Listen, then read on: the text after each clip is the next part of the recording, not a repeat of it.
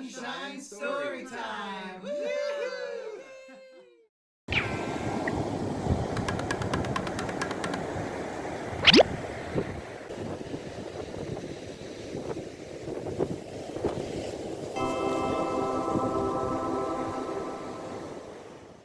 The Octopus Escapes by Maile Meloy.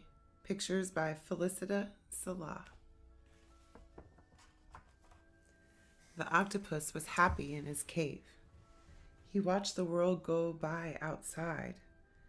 Bright fish darted by, some in schools and some alone. He could see starfish from his door and shiny mussels.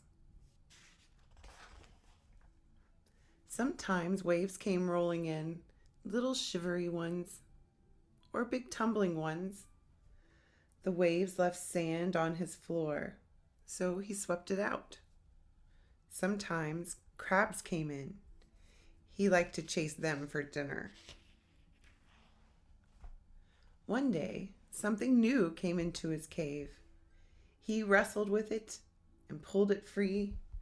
It was empty, so he decided to climb inside. But that was a big mistake. Then he was in a glass house that wasn't a cave. The glass house was in a big room where a human peered in at him. Behind her, there were sad gray sharks and slow sea stars in glass houses of their own. The human said, "He's shy," and gave him tests that looked like toys. Sometimes the tests were hard and he felt smart. But sometimes they were easy. The human taught him to take pictures of the people who came to see him. People love to be in pictures. They made funny faces. But every day was the same in the glass house. The food came at the same time. It always tasted the same, and he didn't have to chase it. There were no waves, no little shivery ones, no big tumbling ones. He missed the different fish swimming by his cave, and the starfish and shiny mussels. He missed warm spots in cold water, and cold spots in warm. He hadn't known how nice that was until it was gone. He tried to tell the human he was bored. He tried to show her how small the tank was. But she only laughed and peeled his tentacles off her arms. One by one, by one, by one, by one, by one, by one, by one. That was when he knew he had to go. He waited for night to come. The same old dinner plopped into the same still water. The sleepy sharks cruised back and forth, and the slow sea stars dozed. The lights went out, and it was time. He took one more picture so they wouldn't worry. Then he slid down the glass and across the floor. He made himself flat and squeezed beneath the door. Outside, the pier was noisy and bright, but he smelled the salt of the ocean close by.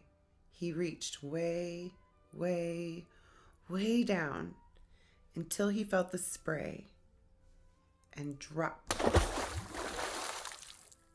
He changed colors 3 times in the water just because he could. Amazing. It was a long swim back to his cave. The ocean was warm and cold and shivery and tumbling. He had to dive away from the boats, and he got very hungry. But he thought of the same food plopping into the tank, and the same unchanging water, and the 4 glass walls he couldn't swim through. And he kept on until he saw a starfish and mussels, and he knew. At last, he found his cave. He chased a crab and brought it home for dinner. But there was sand on his floor, and there were fish sleeping in his bed. He swept them out. Out! Out, little fishies! He made his cave just right. No one gave him tests or wanted a picture taken. He was home, and he could do what he wanted. And so he settled in to watch the world swim by. The end.